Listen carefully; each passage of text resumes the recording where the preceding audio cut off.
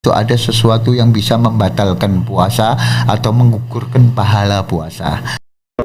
Sesungguhnya puasa itu adalah wija. Apa itu wija? Wija itu benteng. Berapa banyak orang yang puasa, dia ini sia-sia dalam puasanya, hanya mendapatkan lapar, dahaga, dan dahaga.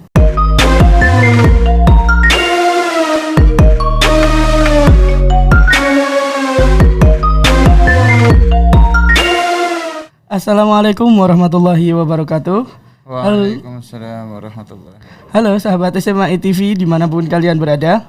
Alhamdulillahirrabbilalamin. Hari ini kita kembali mengadakan podcast SMA TV edisi Ramadan bersama Habib Muhammad bin Muhsin Alatas. Assalamualaikum Habib. Waalaikumsalam. Sehat Habib? Alhamdulillah. Terima kasih Habib sudah menyempatkan waktunya untuk hadir bersama kita di podcast edisi Ramadan hari ini Habib. Untuk Ramadan Beb ya, kan kita itu harus puasa, yang dalam secara artinya itu kita itu paham cuman puasa menahan dari makan dan minum dari pagi sampai sore. Apa ada arti yang spesifik atau gimana Beb? Nah, Masya Allah, Bismillahirrahmanirrahim. Alhamdulillahirabbil alamin wassalatu wassalamu ala sayyidina Muhammadin wa ala alihi wa sahbihi ajma'in. Amma ba'du. Alhamdulillah, yang mana kita dalam acara podcast ini, Masya Allah, beberapa hari lagi kita akan memasuki bulan suci Ramadan.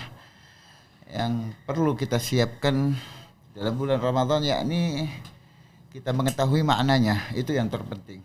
Di dalam pelajaran semua, dalam kitab fikih, dalam kitab agama, itu setiap kita mau memasuki bab, memasuki pembahasan, itu kita diminta harus mengetahui makna daripada apa yang akan kita bahas, apa yang akan kita alami. Karena dari situ adalah intisari pengamalan kita atau yang akan kita lakukan nanti ketika di bulan Ramadan tersebut. Ketahuilah bahwa bulan Ramadan atau yang mana diwajibkan puasa di sini, yakni bulan Ramadan ini adalah bulan yang diwajibkan puasa. Makna puasa di sini adalah memiliki dua makna. Ada makna puasa di sini secara bahasa, ada secara syariat. Ya. Yang pertama secara bahasa, puasa atau kalau bahasa Arabnya as-saum. As-saum itu maknanya al-imsak. Apa itu al-imsak? Dalam bahasa Arab, al-imsak masaka yamsiku, yakni menahan atau memegang sesuatu. Ya, menahan sesuatu. Itu maknanya imsak. Ya. Nah, ini mutlak maknanya, secara umum semuanya. Saum maknanya secara bahasa imsak. Bagaimana disebutkan di dalam Al-Quran di surat Al-Maryam ketika Allah Subhanahu wa ta'ala memberikan ilham kepada Siti Maryam, itu disebutkan di dalam surat Maryam ya. Qul inni nazartu lirrahmani sauman falan ukallimal yauma insiya. Nah ini. Dan katakanlah wahai Maryam, sesungguhnya aku bernazar kepada Ar-Rahman, yakni Allah Subhanahu wa ta'ala, sauman, untuk menahan, yakni masaka anil kalam, falan ukalliman nasa yauma, tidak boleh bicara sama orang sehari penuh. Itu maknanya apa? Berarti saum di sini bukan maksudnya itu nazar untuk puasa seperti puasa menahan lapar dan minum. Ada di sini makna saum di dalam ayat ini makna secara bahasa, yakni Siti Maryam ketika melahirkan Nabi Allah Isa, yang mana dituduh melakukan perbuatan yang tidak benar karena dia ini hamil tanpa suami, ya kan, di dalam ceritanya ini sama Allah Subhanahu wa ta'ala diperintahkan untuk saum, diam, masaka, tahan, jangan ngomong apa-apa. Ya, nazartu rahman falan ukallimal yauma insiya, manusia siapapun jangan ngomong sama siapapun manusia. Seperti itu maknanya. Ya, ini sebagai tanda bahwa saum di sini maknanya bukan saum yang menahan lapar. Nah, itu makna secara bahasa. Itu yang perlu kita ketahui. Dan yang terpenting Itu makna secara syariat. Yang mana harus kita tahu. Yang mana intisari daripada pekerjaan puasa itu ada di pengertian as-shaum syar'an. As-shaum syar'an huwa, puasa secara syariat itu adalah, nah ini yang penting, yang perlu kita tahu, yakni apa? Imsakun maksus, ala wajhin maksus, biniyatin maksusoh. Menahannya kita yang secara khusus, yakni apa yang kapan kita menahan itu, dari kapan sampai kapan waktunya, yakni al-imsak min tulu'il fajri ila ghurubis syams. Itu maknanya maksus tadi, menahan kita daripada waktu terbitnya matahari sampai terbitnya fajar sampai terbenamnya matahari, itu secara imsak maksus. Adapun setelahnya ala wajhin maksus, dengan tata cara yang khusus. Ini yang paling penting. Ala wajhin maksus, tata caranya yakni imsak anil mufattirat, dari segala sesuatu yang membatalkan puasa.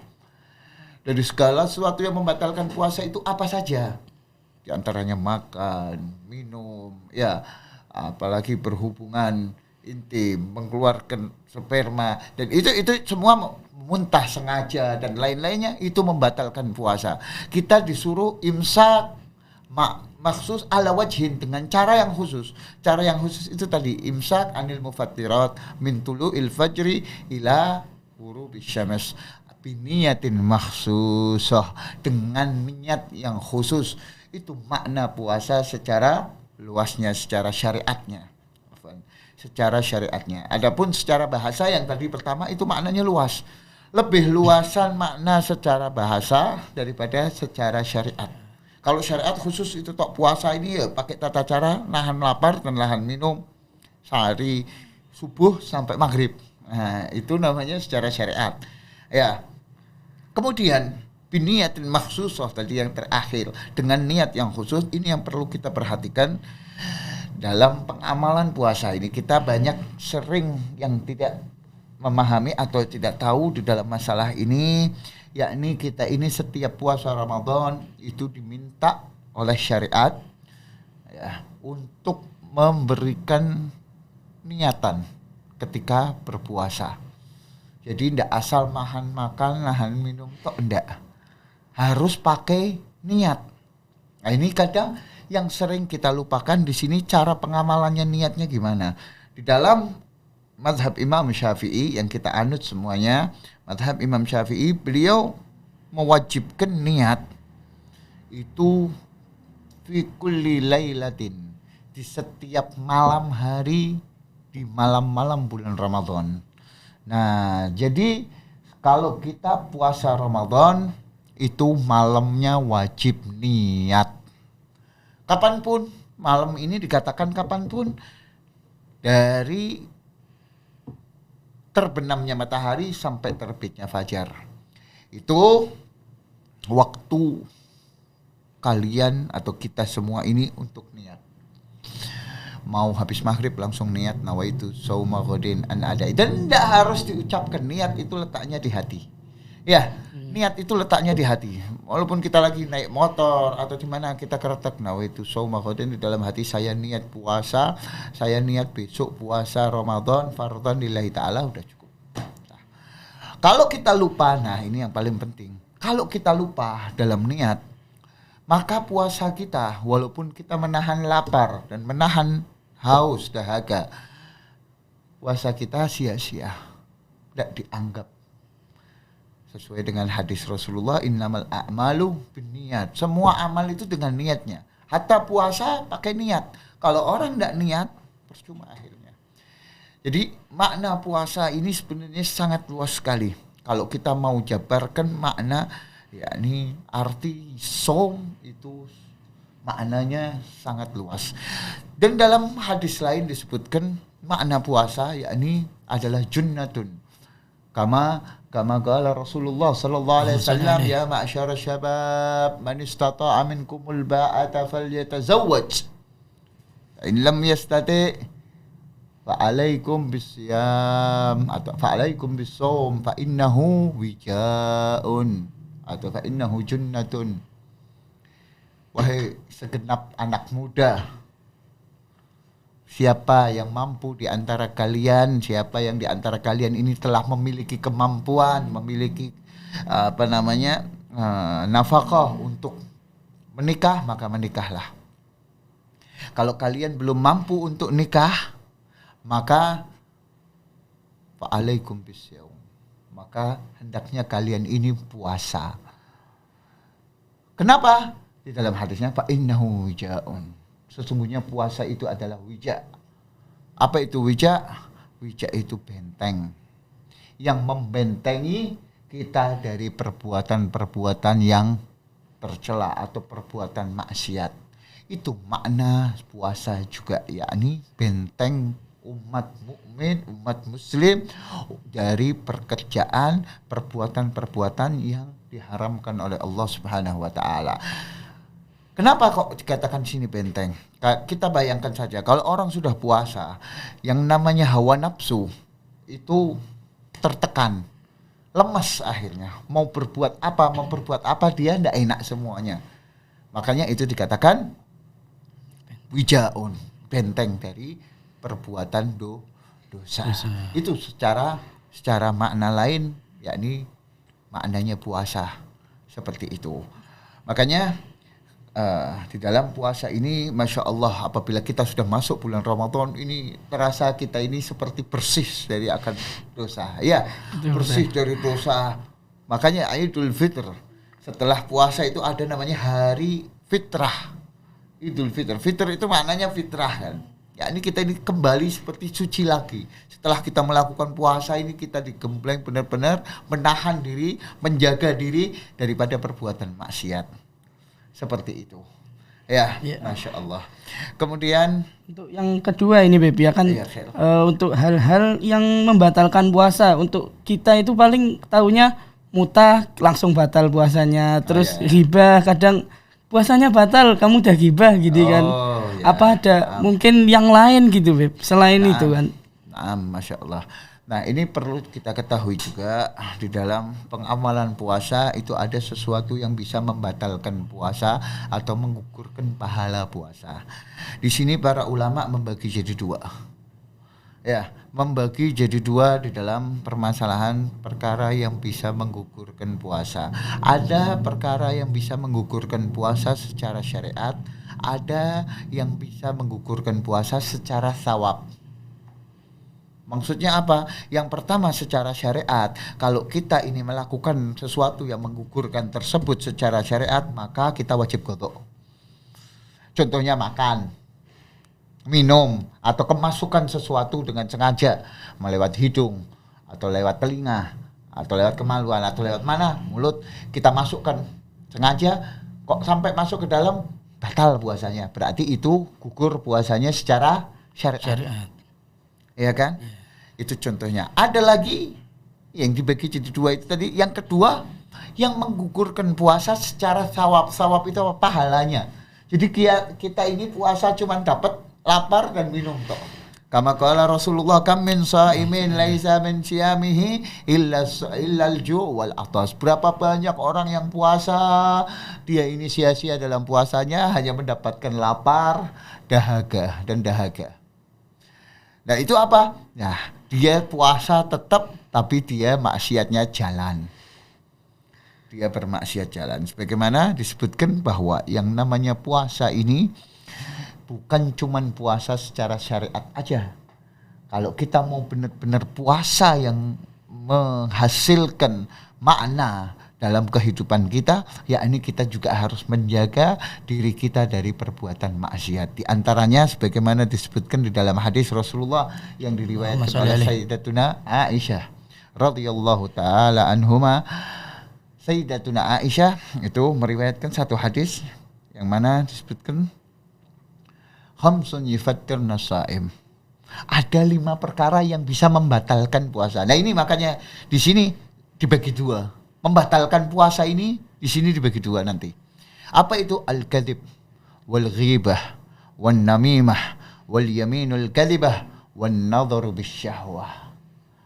Ya, yang pertama apa?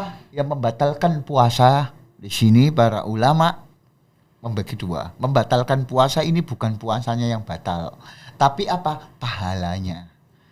Bisa batal pahalanya. Itu sebagian ulama tamat mengatakan seperti itu. Tapi hati-hati juga. Kita harus berhati-hati dalam masalah ini. Kalau kita puasa, jangan kita terus paling sih batal pahalanya baik. Yang batal cuman pahalanya tok, puasanya tetap sah. Nggak. Sebagian ulama lagi, bahkan ahli tasawuf, ulama sufi ya, yang mereka ini sepakat bahwa orang kalau melakukan perkara dosa yang disebutkan 5 ini bisa batal juga puasanya, wajib qadha juga. Apa saja itu yang 5 disebutkan di dalam hadis tadi? Al-kadzib, berdusta, bohong, ngapusi. Nah, ini bohong ini jelas sudah dilarang oleh agama. Ya kan?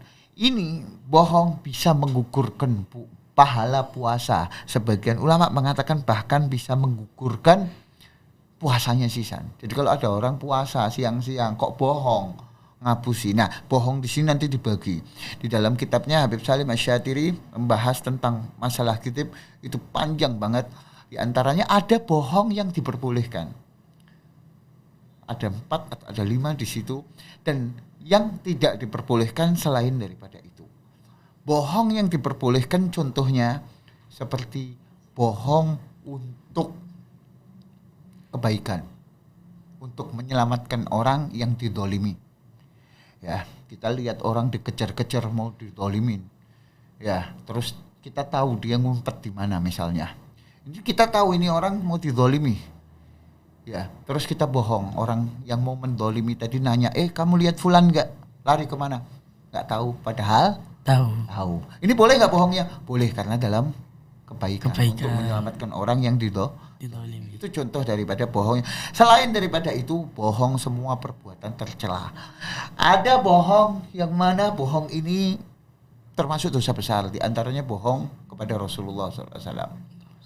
Ya, menggunakan hadis-hadis palsu, menisbahkan kepada Rasulullah SAW bahwa itu hadis, padahal itu tidak ada riwayatnya sama sekali. Itu bohong yang sangat besar.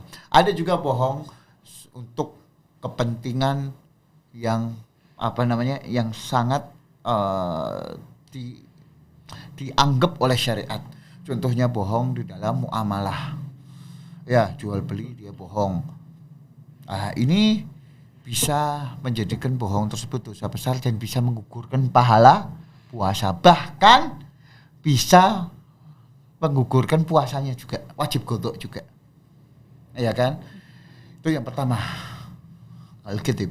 Hati-hati. Jadi kalau kita puasa jangan cuma nahan lapar, jangan cuma nahan haus tok. Kita harus nahan diri kita, hawa nafsu kita dari perbuatan-perbuatan tadi, di antaranya bohong. Kemudian yang kedua, wal ghibah. Ini nih panjang ini masalah ghibah ini. Sering. Iya. Yang namanya orang ini ghibah, apalagi khususnya perempuan. Kalau perempuan ini sampai kalau enggak ghibah ini kayak enggak rame, enggak seru. Iya. Betul. Nah, makanya ketika masuk bulan Ramadan, ketika kita melakukan puasa, bahkan bukan puasa saja, bukan puasa Ramadan saja. Ya, puasa-puasa lain juga bisa menggugurkan pahalanya. Ada orang puasa Masya Allah Senin Kemis, tapi begitu siang harinya ngomongin sana, ngomongin sini, ya menjelekkan sana, menjelekkan sini, ya percuma puasa Senin Kemisnya. Ya, eman-eman seperti itu. Nah, dalam ghibah ini perlu kita hindarkan juga. Apa sih ghibah itu? Ngomongin orang yang jelek, maksudnya gimana? Di dalam hadis Rasulullah SAW menyebutkan bahwa ada satu wanita, ada satu riwayat di dalam hadis, ada satu wanita datang ke rumah Rasulullah SAW, berbicara masalah agama, fasih, ucapannya fasih jelas ini. Ada Sayyidatuna Aisyah di situ. Kemudian setelah wanita tadi ini pergi, tanya-tanya sama Rasulullah, setelah itu pergi, Sayyidatuna Aisyah ngomong, ya Allah, ini kok fasih banget omongannya, sayang dia ini pendek. Akhirnya ditegur sama Rasulullah SAW. Ketika ya Aisyah. Qadiktabtu ya Aisyah. Engkau telah menghibahnya wahai Aisyah. Loh, dijawab sama Sayyidatuna Aisyah, loh, memang benar dia pendek ya Rasulullah. Wah, betul itu dia pendek. Tapi itu adalah kekurangannya. Yang mana apabila kamu omongkan ke dia bakal marah, benci, tidak suka. Ya, kalau kamu ngomong sesuatu yang tidak ada padanya, maka itu bukan ghibah lagi, tapi buhtan, fitnah. Buhtan itu sama aja fitnah, dusta, bohong yang besar. Ya, itu ghibah. Yakni apa? Dzikruka akhakal muslim bimastukhrigahu in yasma'. Yakni apa? Mengucapkan atau menceritakan kejelekan atau sesuatu yang ada pada saudaramu orang mukmin, yang mana apabila dia dengar dia yakrah, tidak suka, tidak senang, benci. Seperti misalnya ini bau, ini keriting, ini gini, ini pendek, ya, ini apalagi hitam atau apa, dikatain kayak gitu di belakang dia. Seandainya dia dengar, dia bakal marah. Itu namanya ghibah. Ini bahaya. Ini bisa menggugurkan puasa dan juga bisa menghilangkan yang namanya pahalanya puasa. Hati-hati. Maka dari itu kita harus berhati-hati juga untuk menjaga puasa kita dari perbuatan ghibah. Ya. Panjang ini masalah ghibah, dan ghibah ini termasuk juga dosa besar. Ada beberapa di dalam kitab Habib Salim Asy-Syatiri juga disebutkan tentang ghibah itu ada beberapa hal yang diperbolehkan ghibah. Tidak semuanya ghibah. Ngomongin orang itu tidak boleh, tidak. Ada yang diperbolehkan, di antaranya apa? Untuk mu'arraf. Mu'arraf ini apa? Memperkenalkan orang. Itu diperbolehkan. Ini tak kasih contoh satu-satu aja ya. Sebenarnya ada 6. Ya, mu'arraf contohnya gini. Ada orang mau nikah sama laki-laki itu. Atau ada laki-laki mau nikah sama wanita. Nah, laki-laki itu temenmu itu misalnya. Laki-laki tadi itu temenmu. Ya, kamu teman dekatnya nih laki-laki. Terus saudara wanitanya tadi atau ayahnya atau kakaknya atau siapa ngomong sama kamu, orang itu gimana sih? Orang itu kayak apa? Nah, di sini kalau ada kejelekan yang kamu harus bicarakan, karena ini menyangkut hubungan pernikahan yang mana bakal berumah tangga. Kamu harus omongkan, oh dia ini Masya Allah khair, cuman dia ini agak seperti ini. Misalnya agak gini, oh masih doyan minum khamr misalnya. Tidak apa-apa. Itu satu. Di antaranya lagi boleh apa? Bagi orang yang mujahir. Mujahir itu apa? Bermaksiat terang-terangan. Ya, ada orang mabuk-mabukan di tengah jalan. Dia bangga sama mabuk-mabukannya. Terus dia kita ngomongin, itu orang mabuk-mabukan terus. Mabuk. Kita lagi puasa. Ini dikatakan ghibah enggak? Karena apa? Dia memang mujahir, terang-terangan, dan dia bangga sama maksiatnya atau kejelekannya dia. Itu enggak apa-apa. Ada 6. Kalau kita mau bahas lagi panjang mungkin. Itu tadi ghibah. Wan namimah, mengadu domba. Ini juga bisa menggugurkan pahala puasa. Ya, yang namanya namimah ini bahaya juga, termasuk dosa besar juga. Ini sama ini lagi berantem tambah dipanas-panasin. Katamu dia, kamu ini jelek, kamu ini, kamu pelit, ini itu. Nanti datang ke sini, kata ini si B, kamu ini gini. Ini mengadu domba satu sama lain. Kita lagi puasa, pahala puasa kita bisa gugur. Hati-hati. Walaupun pakai HP, walaupun cuman chat, tidak harus pakai ngomong, enggak. Begitu juga dalam ghibah dan bohong. Bukan cuman harus ngomong, patah pakai HP atau telepon atau chat atau lainnya juga termasuk dosa.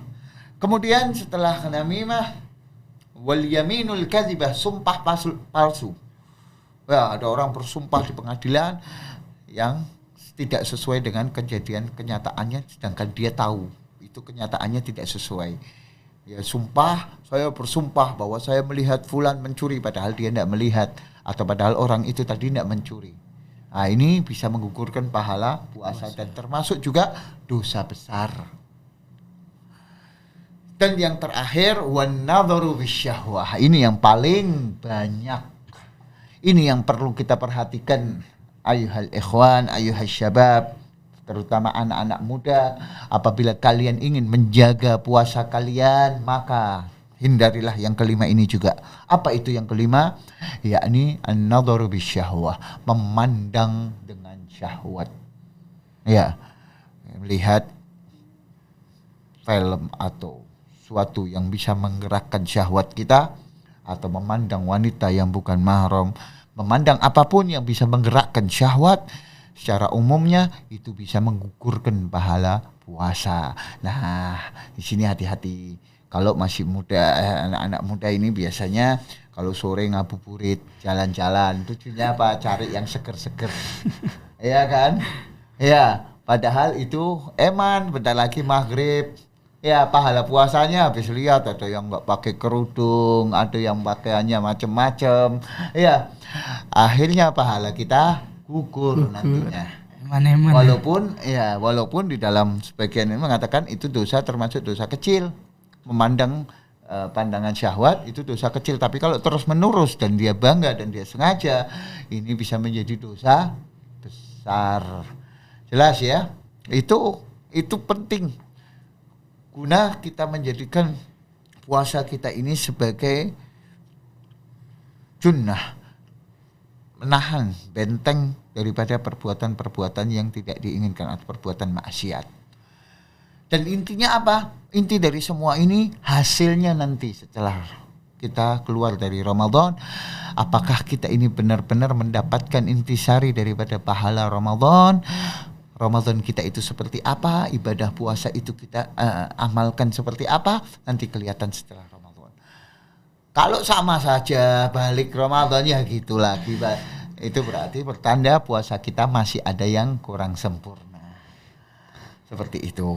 Itu tadi perkara-perkara yang bisa menggugurkan pahala puasa. Bahkan sebagian ulama mengatakan bisa menggugurkan puasanya, wajib qadha. Ya, untuk selanjutnya ini Beb, ini kan bulan Ramadan, bulan suci Ramadan gitu Beb ya. Ini keutamaannya atau sunnah-sunnah yang bisa kita lakukan di bulan suci Ramadan apa Beb? Selain kita di bulan lain kan, selain bulan Ramadan, apa yang bisa kita tingkatkan lagi Beb, di bulan Ramadan ini? Masya Allah. Dari keutamaan bulan Ramadan, pertama kita akan bahas di sini keutamaan bulan Ramadan. Sangatlah banyak. Walaupun bahkan dalam riwayat bulan Ramadan ini bukan termasuk bulan haram, yang mana disebutkan di dalam Al-Quran, inna iddatash syuhuri indallahi 12 syahra yauma khalaqas samawati wal ard minha arba'atun hurum. Ada 4 bulan haram. Apa saja? Dzulqa'dah, Dzulhijjah, Muharram, Rajab. Ramadan enggak termasuk. Tapi di dalam riwayat lain, anna syahrul Ramadan huwa sayyidus syuhur, bahwa bulan Ramadan ini adalah ketuanya, panglimanya bulan-bulan lain. Paling bagusnya bulan adalah bulan Ramadan. Kenapa di situ dikatakan bulan Ramadan ini paling istimewa? Yakni Allah Subhanahu wa taala jadikan bulan Ramadan ini sangat istimewa. Di antaranya di bulan Ramadan turunlah Al-Qur'an. Di dalam bulan Ramadan ini Allah Subhanahu wa taala yang mana disebutkan di dalam hadis yang sangat banyak sebutkan itu bahwa bulan Ramadan awwaluhu rahmah wa awsatuhu maghfirah wa akhiruhu itqun minan nar. Bulan Ramadan itu awalnya rahmat. 10 hari awal Ramadan itu rahmat Allah Subhanahu wa taala limpahkan. Wa awsatuhu maghfirah. 10 hari yang kedua di bulan Ramadan pertengahan itu adalah turun maghfirah dari Allah Subhanahu wa taala yang mana Allah tidak turunkan di bulan-bulan lain. Bahkan di dalam riwayat lain, anna abwabul jannah wa abwabus sama wa abwabul jannah tuftah fi kulli lailah min layali syahri Ramadan. Bahwa pintu-pintu langit, pintu-pintu surga itu dibuka lebar sama Allah Subhanahu wa taala di setiap malam-malam bulan Ramadan. Maknanya apa? Orang yang mau doa, yang minta hajat, orang yang memohon apapun, Allah kabulkan semuanya. Allah orang yang mau taubat, yang mau beristighfar, Allah terima istighfarnya, Allah terima taubatnya. Itu yakni keutamaan di bulan Ramadan. Bahkan di dalam riwayat disebutkan Ramadan. Ramadan itu diambil dari kalimat apa? Kenapa kok dinamakan bulan Ramadan itu bulan Ramadan? Qala ba'dul ulama, sebagian ulama mengatakan li'annahu yarmat ad-dzunub. Karena bulan Ramadan itu bisa menggerus dosa, meleburkan dosa. Yarmat yakni yarmat ini menghancurkan dosa. Dosa ini jadi gugur. Makanya kalau kita masuk bulan Ramadan dengan penuh keinginan, niatan baik, insya Allah bulan Ramadan ini sebagai penggugur dosa kita. Bahkan di riwayat lain disebutkan juga bahwa bulan Ramadan ini adalah kafarah, penebus dosa daripada dosa-dosa yang kita lakukan di bulan-bulan lain setiap tahunnya. Jadi kalau masuk bulan Ramadan benar-benar ibadah, benar-benar gelar sajadah, pokoknya ibadah yang benar-benar. Dan tadi juga tentang kekhususan sunnah-sunnah yang perlu kita persiapkan di bulan Ramadan, di antaranya qiraatul Quran. Karena bulan Ramadan ini adalah bulannya Al-Quran. Ya, sebagaimana di dalam athar disebutkan wa anna Ramadan syahrul Quran, bahwa bulan Ramadan adalah bulannya Al-Quran. Yakni apa? Orang yang membaca Al-Quran di bulan Ramadan itu dilipat gandakan setiap hurufnya. Kalau kita baca Al-Quran di hari-hari biasa, satu huruf itu dapat satu pahala. Tapi kalau di bulan Ramadan itu bisa sampai 10 sampai 70 kali lipat pahalanya. Itu satu huruf. Walaisa min alif lam mim, itu satu huruf bukan. Lakin alif satu, lam satu, mim satu. Baru kita baca alif lam mim. Belum lagi kalau panjang. Panjang berarti 2 huruf. Pahalanya 2. 10 kali lipat kali 2, 20. Masya Allah.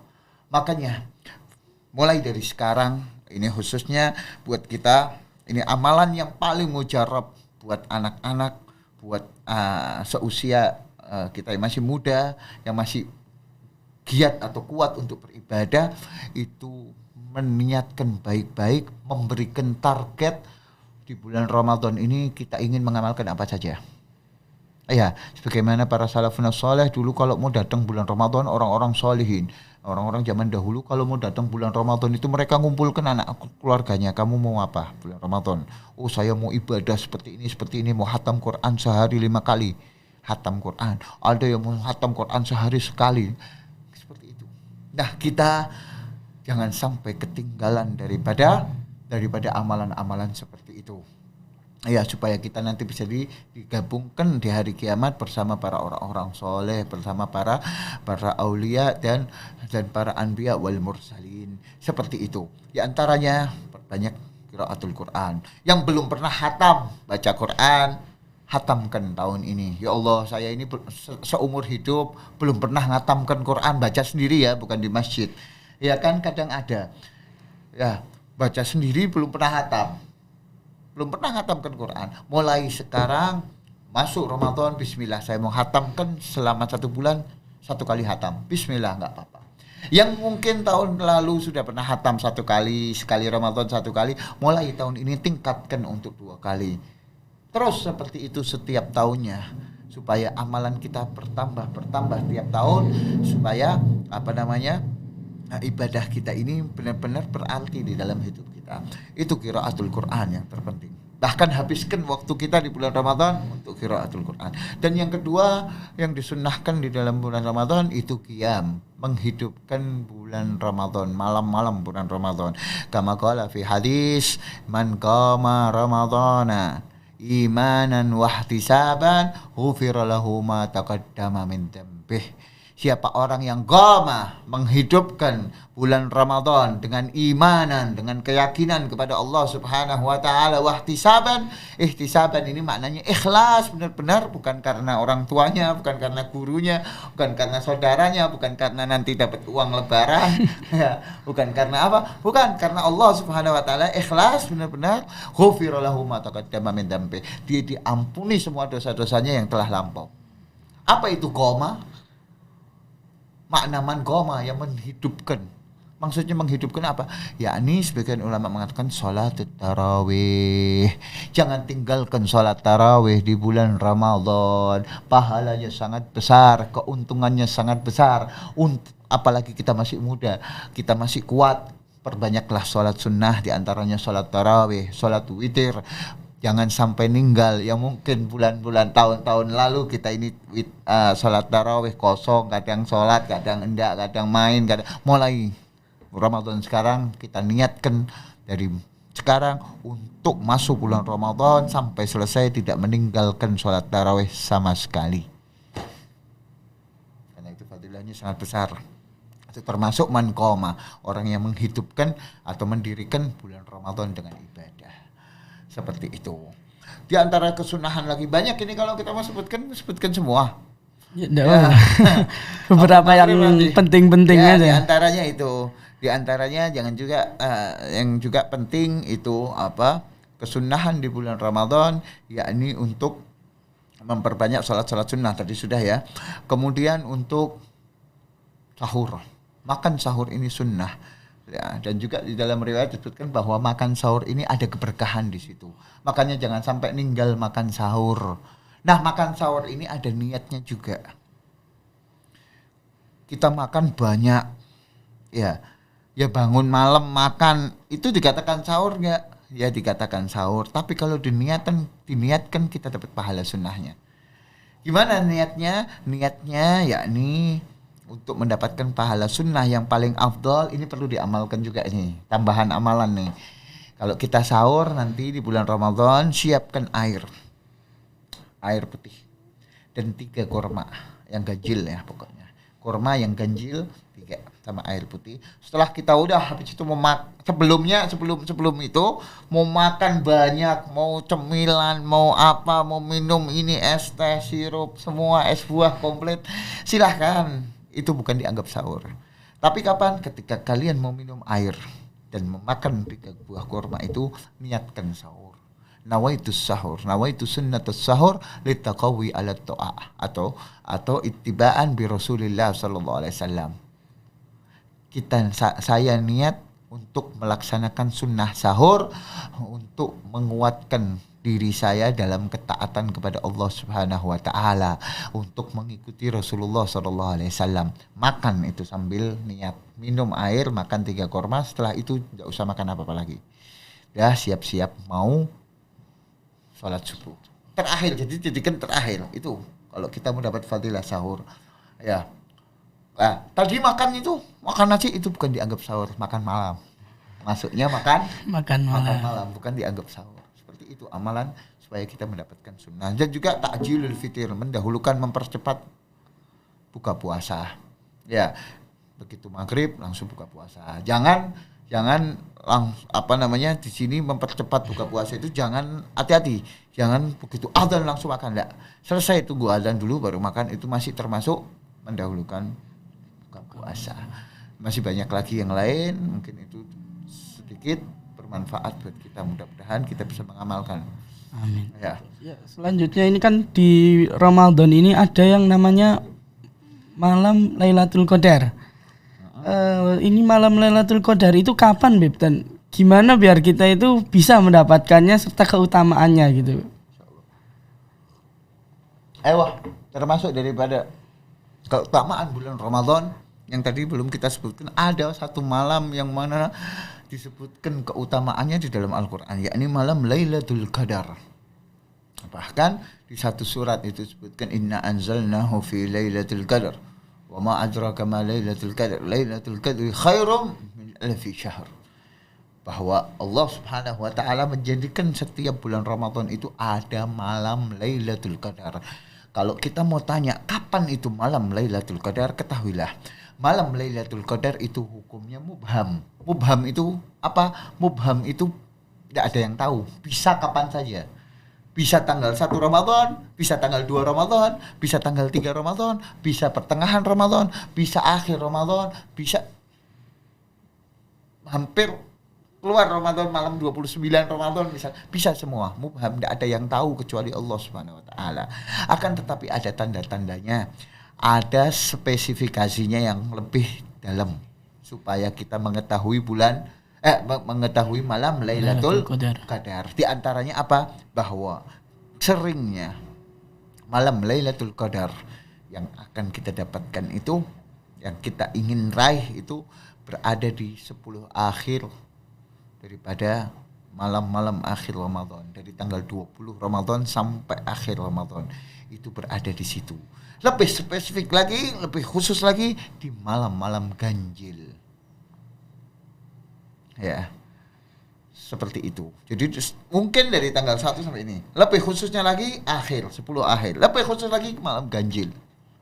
Nah, di malam-malam ganjil ini fajtahid, maka istihadlah, berusahalah benar-benar untuk mendapatkan malam Lailatul Qadar dengan apa? Memperbanyak ibadah kita, menekunkan ibadah kita dengan sungguh-sungguh kepada Allah Subhanahu wa taala. Nah, sekarang yang jadi masalah itu seberapa sih kita ini dikatakan mendapatkan malam Lailatul Qadar? Dengan amalan apa sih kita mendapatkan malam Lailatul Qadar di bulan Ramadan ini? Malam Lailatul Qadar ini sepakat bahwa didapatkan apabila kita menghabiskan malam kita dengan ibadah penuh. Apabila kita menghabiskan malam kita dengan ibadah kepada Allah Subhanahu wa taala, yang mana malam tersebut bertepatan dengan malam Lailatul Qadar, maka kita mendapatkan malam Lailatul Qadar tersebut yang mana pahalanya khairum min alfi syahr, lebih afdal daripada 1000 bulan. 1000 bulan itu berapa? 12 kah? 1000. 12 dibagi 1000. 63 apa 80. Ya, kurang lebih segitu. Berarti kayak kita pahalanya kayak kita beribadah sama Allah 80 tahun. Masya Allah. Atau 60 tahun, itu 63 tahun. Berarti kita mendapatkan malam Lailatul Qadar itu pahalanya seperti kita sudah ibadah sama Allah sepanjang 80 tahun. Sebanyak 80 tahun. Itu khususiyah umatnya Rasulullah sallallahu alaihi wasallam. Ini khususiyah daripada umatnya Rasulullah sallallahu alaihi wasallam adanya malam Lailatul Qadar. Nah, yang paling penting kita setidaknya berusaha untuk mendapatkan malam Lailatul Qadar di bulan Ramadan. Paling minimnya deh. Ini sok malas-malasnya orang.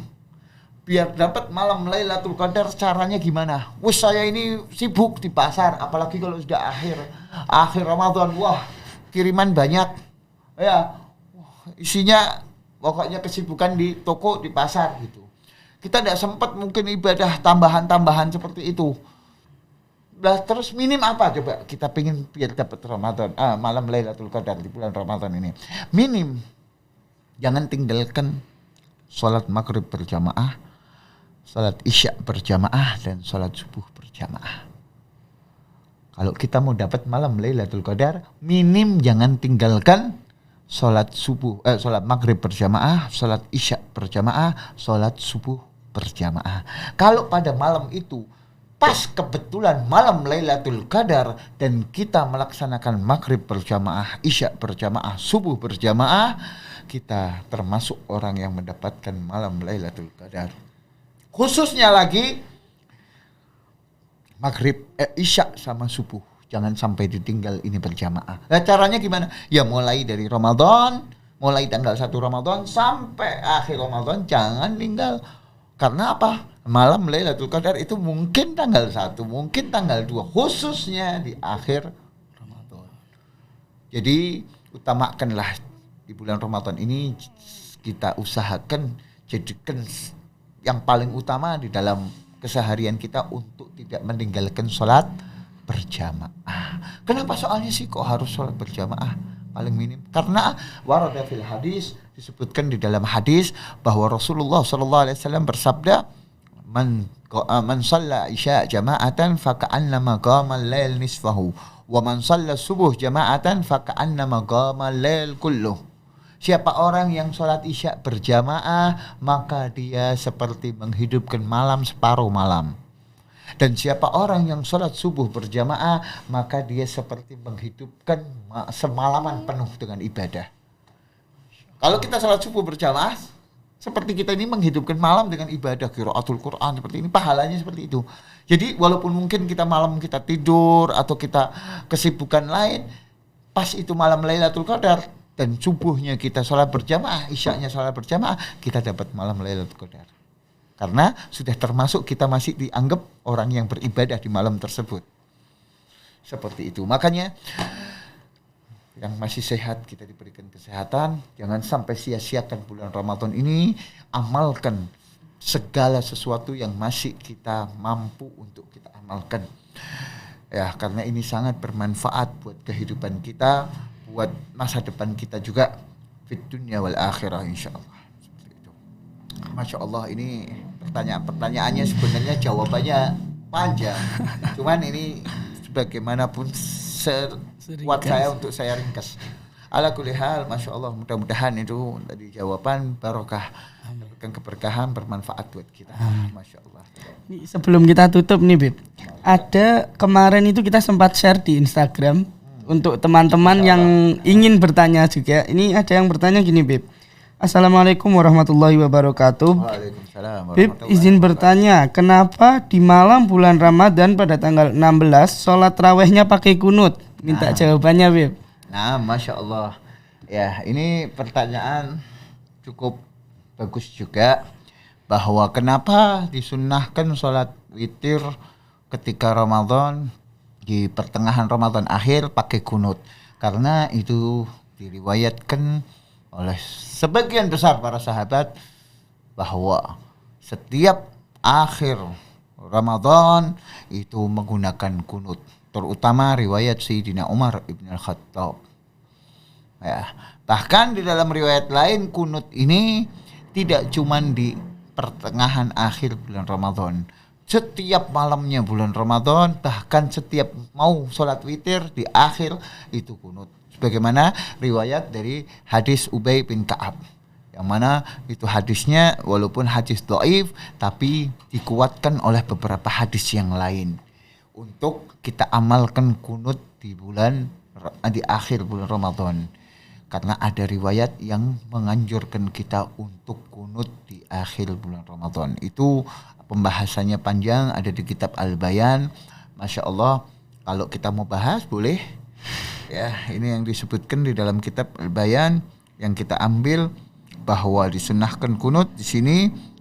Ya, waqala wa sunnah ayyaknat fi raq'ah al-akhirah fil witir fi nisfil akhir min syahri Ramadan, dan disunnahkan untuk berkunut di rakaat terakhir dalam salat witir. Ya, dan di pertengahan akhir bulan Ramadan. La ghair, tidak selain bulan. Ya, ini tidak selain di waktu itu, cuman itu toh. Wa bihi qala Imam Malik. Ini juga disepakati oleh madhab Imam Malik. Ya, wa qala Abu Hanifah wa Ahmad. Bahkan di dalam madhab Imam Abu Hanifah dan Imam Ahmad bin Hanbal mengatakan apa? Yustahabbul kunut fil witir fi jami'is sanah.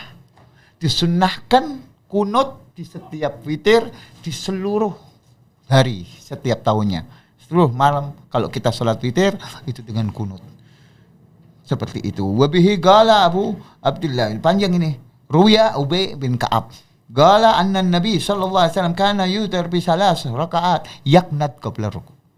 Bahwa Rasulullah sallallahu alaihi wasallam ini salat witir dengan 3 kali rakaat, 3 rakaat dan kunut di akhirnya. Seperti itu. Ya, dan panjang lagi ini. Ada perbedaan-perbedaan. Intinya di sini ada riwayat yang mensunnahkan kita untuk membaca kunut. Apa itu kunut? Kunut itu isinya doa. Dan bagus semuanya doanya. Yang diriwayatkan di dalam Sahih Bukhari dan Muslim itu Allahumma hdina fiman hadait wa afina fiman afait, sampai akhir. Itu intinya kita berdoa untuk minta hidayah, untuk minta kesehatan, afiah sama Allah Subhanahu wa taala. Seperti itu. Masya Allah. Ini pertanyaan cukup penting, jadi supaya kita tahu bahwa kunut ini benar-benar memang disyariatkan di dalam sholat witir di akhir pertengahan bulan Ramadan tersebut. Hakata, Masya Allah. Ada pertanyaan lain mungkin? Sudah cukup Habib, sudah ini sudah meringkas dari semuanya pertanyaannya. Alhamdulillah, Ya. Masya Allah. Terima kasih Habib atas waktunya, sudah bisa ngobrol bareng, berilmu bareng di podcast kali ini. Masya Allah. Mungkin segitu saja podcast dari kami. Kurang lebihnya mohon maaf. Wassalamualaikum warahmatullahi wabarakatuh. Waalaikumsalam warahmatullahi wabarakatuh. Masya Allah.